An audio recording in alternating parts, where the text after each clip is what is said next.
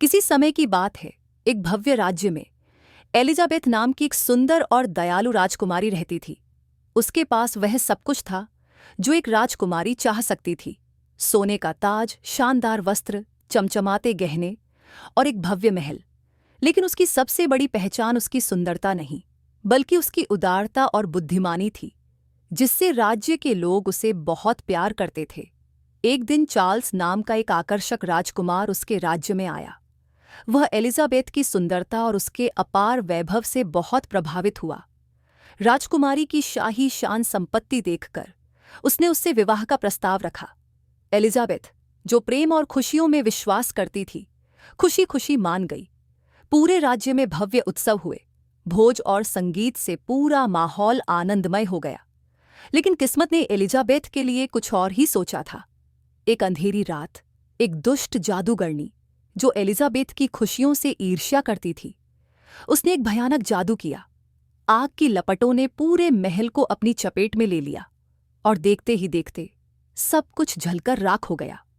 Elizabeth के सुंदर वस्त्र, बहुमूल्य गहने और समृद्धि, सब कुछ नष्ट हो गया। लेकिन इससे भी बुरी बात यह थी कि जादूगरनी ने राजकुमार चार्ल्स को भी बंदी बना लिया और उसे एक दूरस्थ गुफा में कैद कर दिया।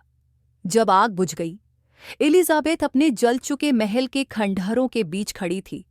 अब उसके पास न महंगे कपड़े थे, न गहने, केवल एक कागज की थैली हवा में उड़ रही थी। बिना हिचकिचाए बहादुर राजकुमारी ने उस कागज की थैली को उठाया, उसे एक पोशाक का रूप दिया और अपने राजकुमार को बचाने के लिए निकल पड़ी। एलिजाबेथ ने घने जंगलों को पार किया, गहरी नदियों को लांघा, ऊंचे पहाड़ों पर चढ़ी। उसने भीषण तूफानों और जंगली जानवरों का सामना किया, लेकिन उसकी हिम्मत डगमगाई नहीं। अंततः वह उस गुफा तक पहुंची जहां चार्ल्स को कैद करके रखा गया था। अपनी बुद्धिमानी का उपयोग करते हुए एलिजाबेथ ने जादूगरनी को चकमा दिया।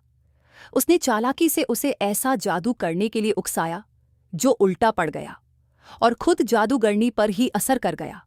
वह दर्द से चिल्लाई और फिर अचानक गायब हो गई, कभी न लौटने के लिए। खतरा टलते ही एलिजाबेथ ने चार्ल्स को आजाद किया, लेकिन बजाय इसके कि चार्ल्स उसका धन्यवाद करता, उसने उसे घृणा से देखा और बोला, एलिजाबेथ, तुमने क्या पहन रखा है? तुम एक राजकुमारी हो, तुम्हें खुद को अच्छे से प्रस्तुत करना चाहिए। पहले जाकर कुछ बेहतर पहन कर आओ, फिर मेरे पास आना। एलिजाबेथ यह सुनकर स्तब्ध रह गई। उसने अपनी जान जोखिम में डालकर चार्ल्स को बचाया था, लेकिन उसके लिए सबसे महत्वपूर्ण केवल उसका रूप था, न कि उसकी बहादुरी और बलिदान। उसी क्षण एलिजाबेथ को सच्चाई समझ में आ गई। चार्ल्स ने कभी उससे सच्चा प्रेम किया ही नहीं। वह केवल उसकी संपत्ति और सुंदरता से मोहित था, न कि उसकी सच्ची अच्छाई और हिम्मत से। एलिजाबेथ ने सिर ऊंचा किया, मुस्कुराई और कहा, चार्ल्स, मैंने तुम्हें बचाया, लेकिन मुझे तुम्हारी जरूरत नहीं। एक सच्चा राजकुमार मेरी पहचान और हिम्मत को महत्व देता, न कि केवल मेरे कपड़ों को। इतना कहकर वह गर्व के साथ आगे बढ़ गई, सूर्यास्त की ओर, स्वतंत्र और आत्मविश्वास से भरी। जब उसके राज्य को उसकी बहादुरी और बुद्धिमानी की खबर मिली, तो वह सभी के लिए प्रेरणा बन गई।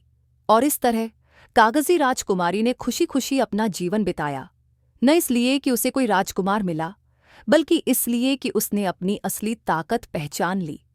कहानी से सीख: सच्चा प्रेम व्यक्ति के चरित्र को महत्व देता है, न कि उसकी बाहरी सुंदरता को।